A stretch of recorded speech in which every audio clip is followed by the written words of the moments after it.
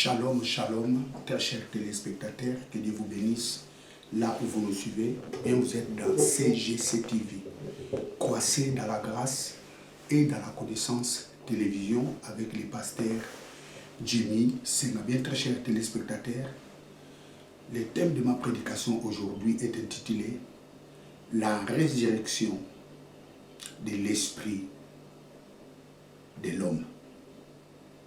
Bien, je vais faire la prière avant de commencer ce message. Éternel Dieu, merci pour ces grands moments bénis tu m'as accordé pour prêcher ta parole. Laisse que ton esprit illumine le cœur de tous ces celles qui suivront ces messages pour qu'ils parviennent à la connaissance de la vérité. Je bénis ton nom au nom de Jésus-Christ, notre Seigneur et notre Sauveur. Amen. La résurrection de l'esprit humain. Vous savez, très chers téléspectateurs, il est important de savoir que l'homme est composé de deux parties. L'homme extérieur qui est notre corps et l'homme intérieur qui est notre esprit. Vous savez, le corps est dirigé par l'esprit de l'homme. C'est l'esprit de l'homme qui dirige le corps. Sans oublier, l'esprit de l'homme a une âme. C'est-à-dire, l'esprit de l'homme a des sentiments, a des émotions, a des pensées. L'esprit de l'homme a la volonté. C'est ça l'âme. Donc si on enlève l'âme dans l'esprit de l'homme, l'esprit n'est rien. C'est pour cela qu'on ne peut jamais séparer l'esprit et l'âme.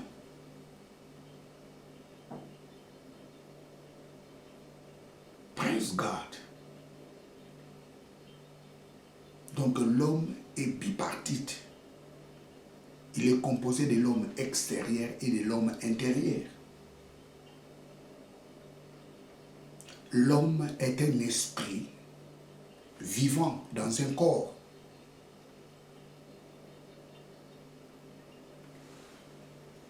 Vous savez, très chers téléspectateurs, l'homme, dans le jardin d'Éden, il était un esprit vivant. L'homme était en contact avec Dieu. N'oubliez pas, le thème de ma prédication, c'est la résurrection de l'esprit de l'homme. L'homme dans le jardin d'Éden était en contact avec Dieu. Et c'est ça qui faisait que l'homme était un esprit vivant. C'est-à-dire, l'homme jouissait.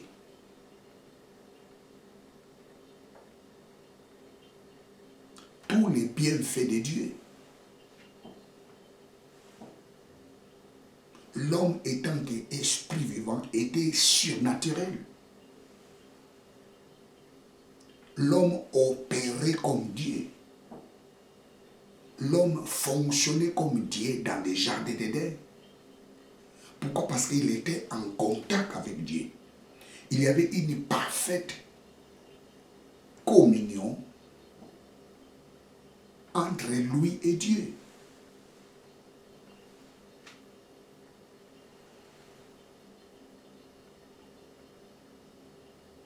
Praise God.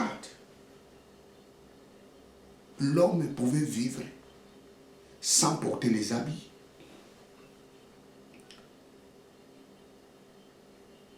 Il avait la capacité de maîtriser la nature.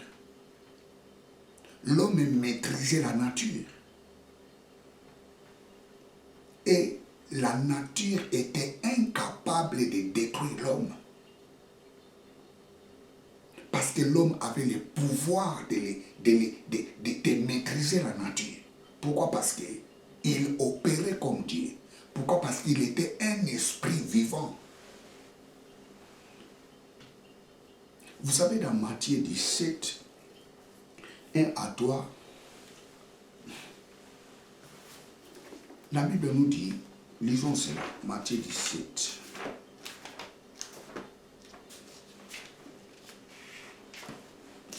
Matthieu 17, 1 à 3.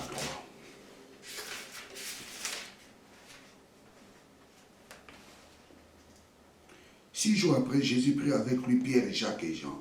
Son frère, il les conduisit à l'écart sur une haute montagne. Il fut transfiguré devant eux. Son visage resplendit comme le soleil et ses vêtements devinrent blancs comme la lumière. Jésus conduit Pierre, Jean et Jacques sur une montagne pour prier. La Bible nous dit du coup, il y avait une lumière qui était resplendue et les vêtements de Jésus étaient devenus tout blancs. Ça, c'est la gloire de Dieu. Et c'était cette gloire qui couvrait Adam et Ève. La nature était incapable de les faire du mal. Ils maîtrisaient la nature. Parce qu'ils étaient couverts de la gloire de Dieu. Les microbes étaient incapables de les détruire. Les animaux sauvages étaient maîtrisés. Les monstres étaient maîtrisés. Les dinosaures étaient maîtrisés. Vous savez, les gens pensent comme si la Bible ne reconnaît pas l'existence des dinosaures. Oui. Les dinosaures ont existé. Vous savez, un jour j'en parlerai. Les dinosaures ont existé, c'est mentionné dans la Bible. Lorsque la Bible nous parle des Léviathans, ce sont des monstres marins, des dinosaures.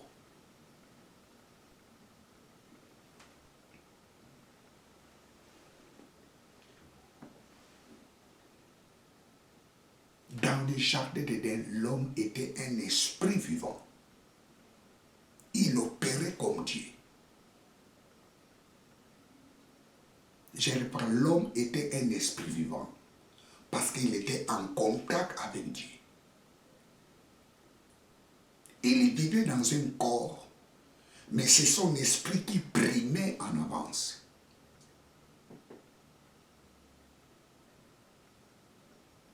Capable de maîtriser la nature. Vous savez, dans Genèse chapitre 1, verset 26, la Bible nous dit, Dieu dit, faisons l'homme à notre image et à notre ressemblance. Adam et Ève ont expérimenté cette parole dans le jardin d'Éden. Ils ressemblaient à Dieu. Ils faisaient comme Dieu. Faisons l'homme à notre image et il ressemble à nous. L'homme avait le pouvoir de contrôler tout le jardin d'Éden. Imaginez, ils n'avaient pas le véhicule, mais ils avaient la capacité de planter dans tous les jardins d'Éden.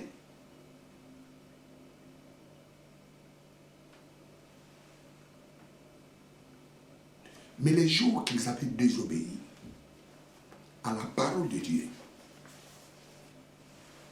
c'était ces jours-là qu'ils étaient morts spirituellement. La désobéissance de l'homme dans les jardins d'Éden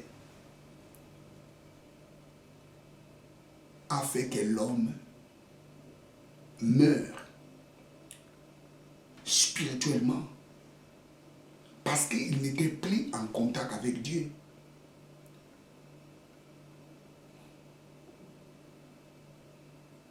La désobéissance de l'homme a produit ou était la conséquence de la mort spirituelle.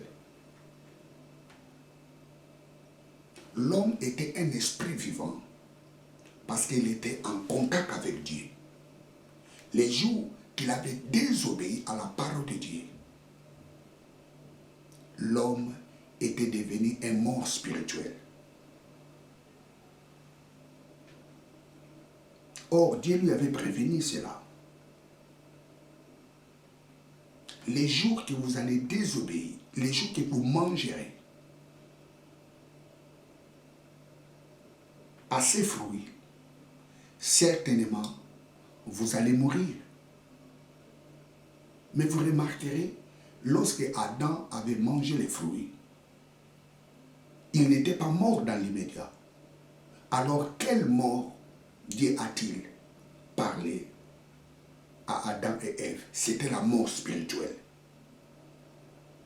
C'était la mort spirituelle. Genèse chapitre 2, verset 17.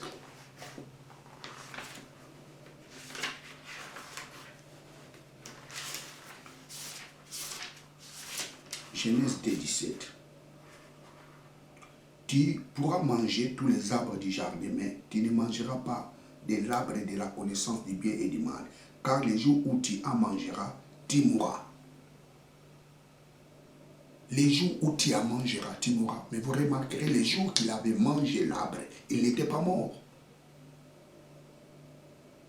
C'était la mort spirituelle.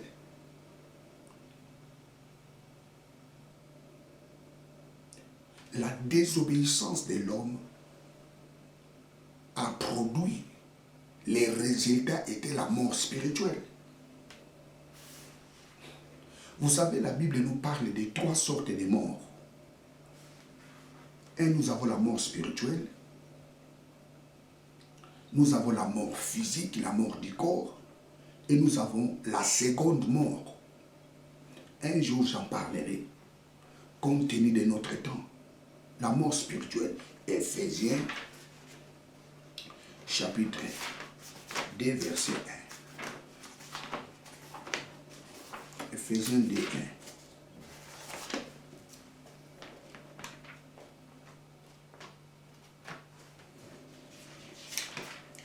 Éphésiens chapitre 2, épître aux Éphésiens chapitre 2 verset 1. Vous y étiez morts par vos offenses et par vos péchés dans lesquels vous marchiez autrefois. Vous étiez morts par vos péchés. Quelle mort de la Bible nous parle ici? C'est la mort spirituelle. C'est le péché qui nous a tués spirituellement. Le péché a tué l'homme spirituellement. C'est-à-dire qu'il y avait une séparation entre l'homme et Dieu. Donc la mort spirituelle, c'est la séparation de l'homme et Dieu.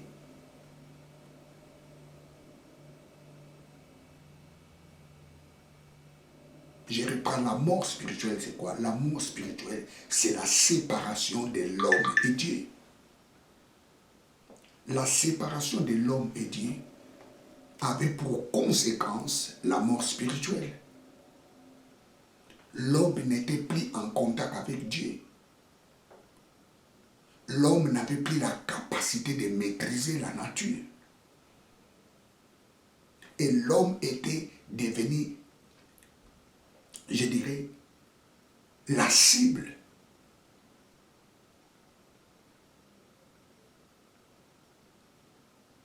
pour qu'il soit détruit par la nature. La nature menaçait l'homme.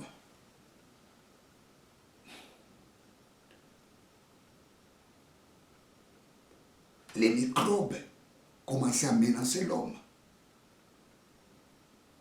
Les vents, la tempête, l'eau, tout commençait à menacer l'homme. Parce que l'homme n'avait plus la capacité de les maîtriser. Pourquoi? Parce qu'il était mort spirituellement.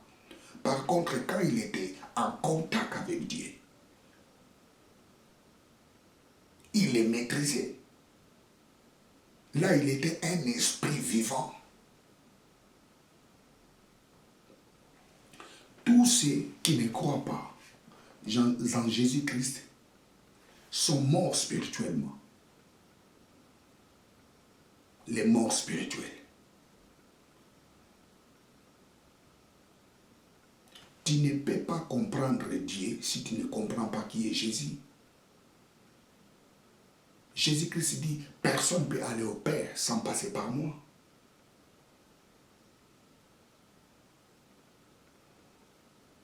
La mort spirituelle, c'est la séparation de l'homme et Dieu. Et la deuxième mort, nous avons la mort physique. Les jours qu'ils avaient mangé les fruits, Dieu leur avait dit quoi? Vous allez retourner à la poussière. Vous étiez tirés de la poussière, façonnés de la poussière. Et vous allez retourner dans la poussière. Ça, c'est la mort physique. Et la seconde mort, dans Apocalypse chapitre 21, verset 8, là on nous parle de la séparation éternelle de l'homme et Dieu. Ça va se réaliser au jour du dernier jugement. Tous ceux qui iront en enfer, ils seront séparés pour l'éternité avec Dieu. La Bible l'appelle la seconde mort.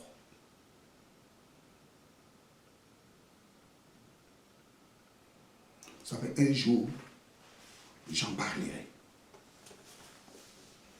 La mort spirituelle est la séparation de l'homme avec Dieu. Cette séparation est à la base de tout ce qu'on est en train de vivre aujourd'hui. Tout ce que nous vivons aujourd'hui, c'est la conséquence de la séparation de l'homme et Dieu. Praise God. Je répète, la mort spirituelle, c'est la séparation de l'homme avec Dieu. Et cette séparation est à la base de tout ce qu'on est en train de vivre aujourd'hui. La mort spirituelle a engendré la mort physique. La mort spirituelle a engendré la maladie. La mort spirituelle a engendré tout ce qu'on est en train de vivre aujourd'hui, la violence. La mort spirituelle a engendré la haine. La mort spirituelle a engendré la ségrégation. La mort spirituelle a engendré les communautarismes. Plutôt les communautarismes. La mort spirituelle a engendré le tribalisme. La mort spirituelle a engendré le népotisme. La mort spirituelle a engendré l'injustice. Pourquoi? Parce que l'homme n'est plus en contact avec Dieu. L'homme est devenu une âme vivante. La Bible nous dit, les jours où Adam avait péché, il était devenu une âme vivante. Mais Christ était devenu un esprit vivifiant. Adam, qui était un esprit vivant, était devenu une âme vivante, c'est-à-dire mort spirituelle. Parce qu'il n'y avait plus contact entre lui et Dieu.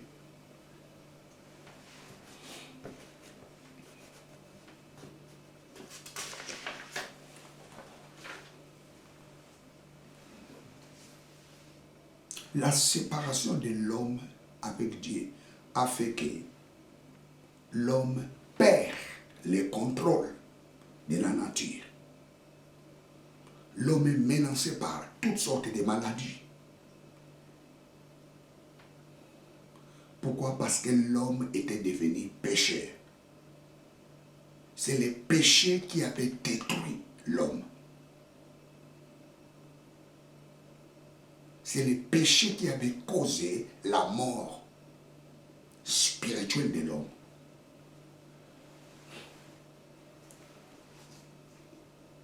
Mais qu'est-ce qui s'est passé? Jésus-Christ était venu ressusciter l'esprit de l'homme.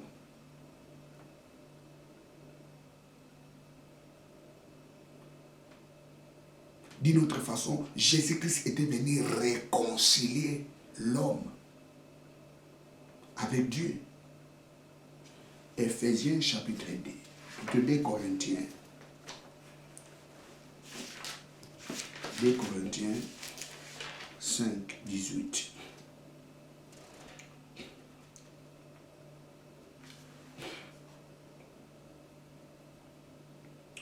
Tout cela vient de Dieu qui nous a réconciliés avec lui par Christ et qui nous a donné le ministère de la réconciliation. Je reprends. Et tout cela vient de Dieu qui nous a réconciliés par lui par Christ. Dieu a réconcilié l'homme avec lui par Jésus.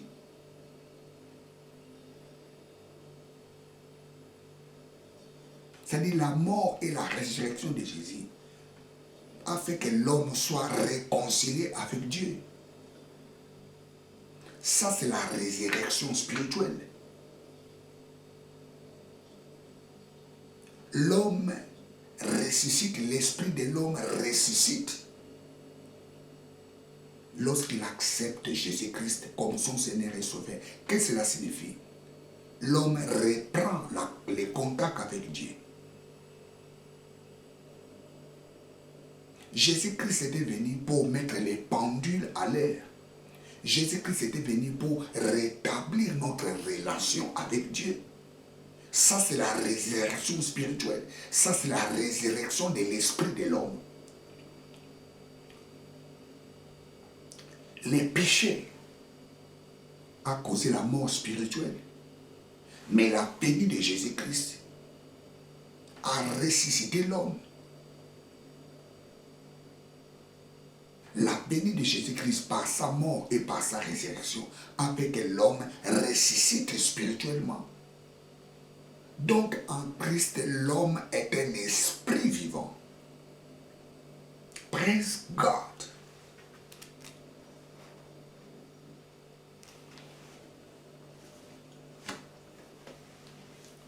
Nous sommes des esprits vivants en Christ. Parce que les jours où nous avions accepté Jésus-Christ comme notre Seigneur et notre Sauveur, c'était la résurrection de notre vie.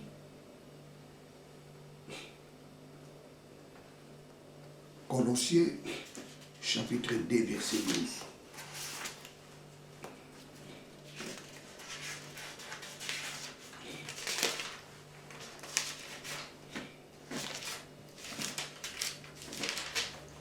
Colossiens 2, 12.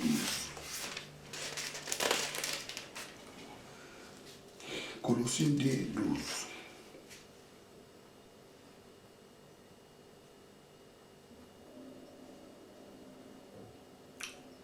Je commence au verset 11.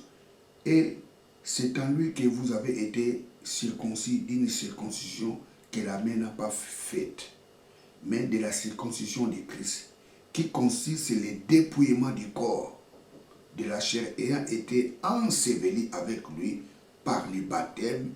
Vous êtes aussi ressuscités en lui et avec lui. Nous sommes ressuscités en lui et avec lui. Par la foi en la puissance de Dieu qui a ressuscité des morts. Nous sommes ressuscités en lui et par lui. Ça signifie les jours où nous avions accepté Jésus-Christ comme notre Seigneur et notre Sauveur. C'était notre résurrection. Nous étions ressuscités en lui et par lui.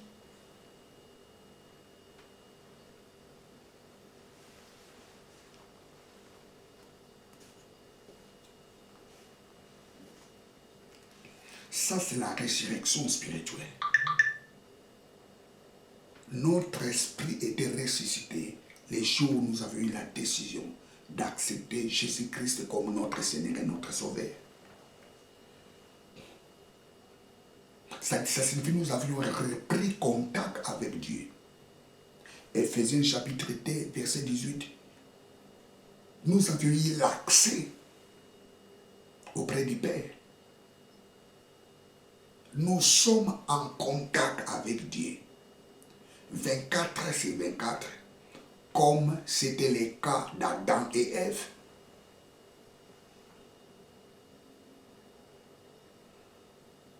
Tu dois commencer à réaliser cela, que tu es dans la présence de Dieu.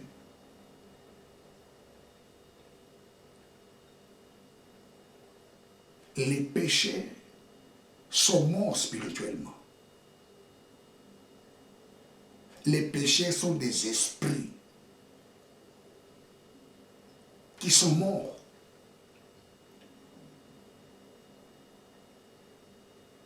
Cela signifie qu'ils ne sont pas en contact avec Dieu. Lorsqu'on dit un esprit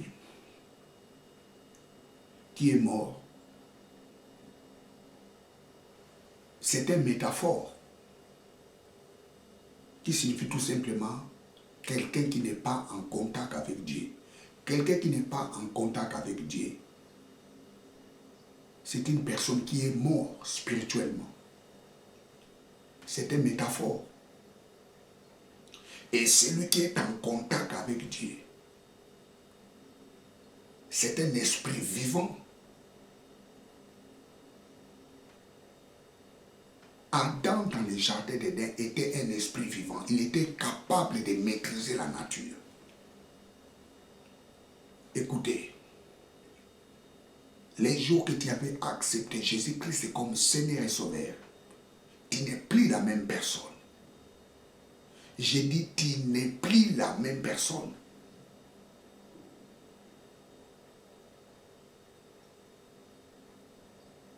Je reprends, les jours que tu avais eu la décision, avant d'accepter Jésus-Christ comme Seigneur et Sauveur, tu étais mort spirituellement.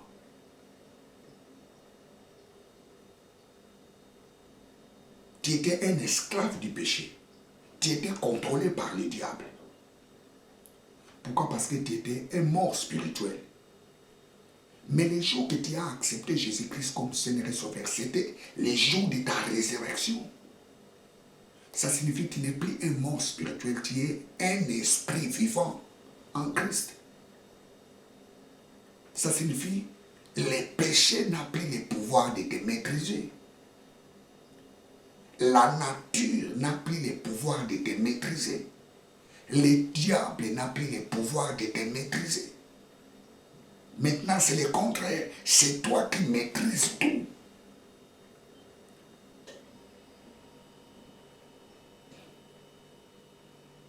C'est toi qui maîtrises tout. Tu maîtrises la maladie. Tu as le pouvoir de maîtriser l'échec. Tu as le pouvoir de maîtriser la haine.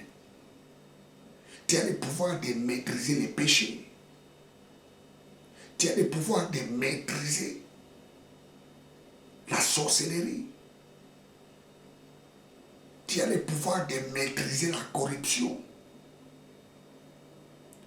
Tu as le pouvoir de tout maîtriser parce que tu opères comme Dieu.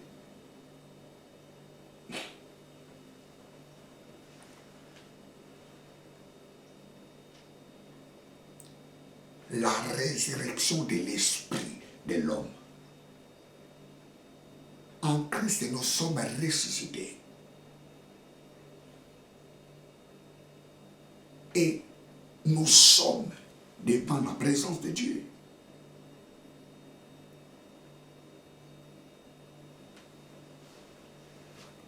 Que nous dit la Bible? Si quelqu'un est en Christ, il est une nouvelle créature.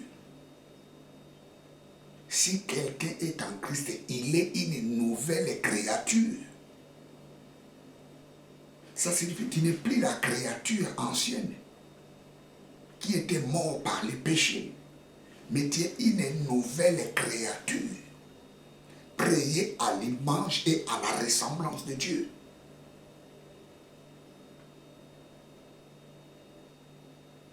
Si quelqu'un est en Christ, il est une nouvelle créature. Les choses anciennes sont passées et voici toutes choses sont devenues nouvelles. Les choses anciennes sont passées. Vous savez, dans les mots grecs, les choses anciennes, c'est... Bon, les traducteurs l'ont mis les choses anciennes, mais dans la traduction grecque, c'est archaïa, qui signifie archaïque. Les choses archaïques sont passées. Archaïa.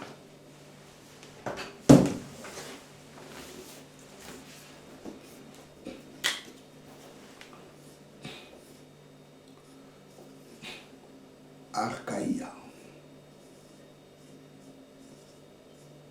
Qui signifie archaïque.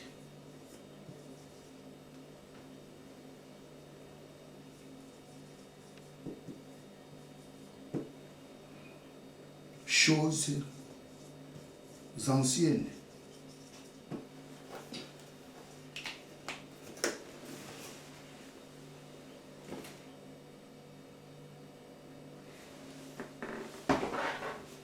Si quelqu'un est en Christ, les choses archaïques sont passées. Les choses anciennes sont passées.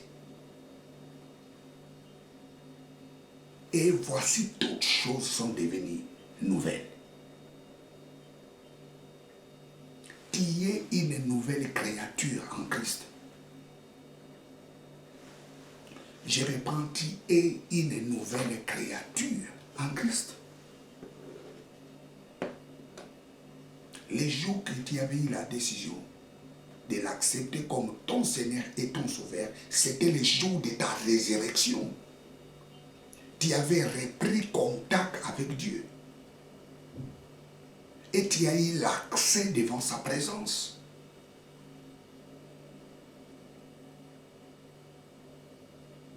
Ça signifie que tu commences à jouir tous les bienfaits de Dieu. C'est pour cela que j'aime beaucoup dire, tel qu'il est, tel que nous sommes dans ce monde, comme nous confirme la parole de Dieu.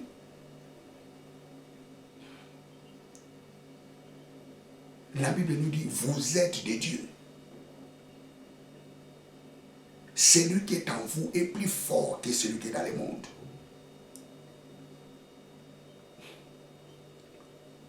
Si les diables, écoutez, les diables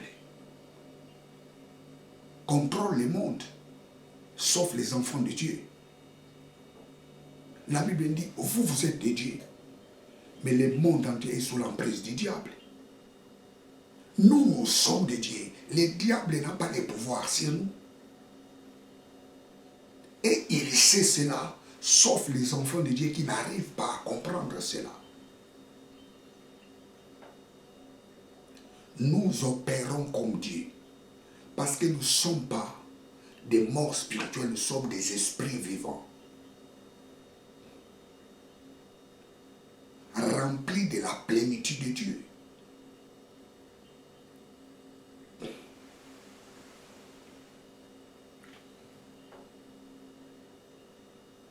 Christ nous a ressuscités. Les jours où nous lui avons accepté qu'il est notre Seigneur et notre Sauveur, c'était les jours de notre résurrection. Nous avions repris contact avec Dieu.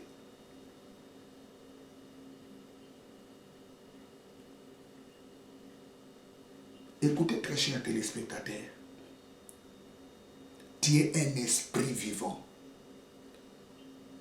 La maladie ne peut pas te maîtriser. Tu es un esprit vivant. C'est toi qui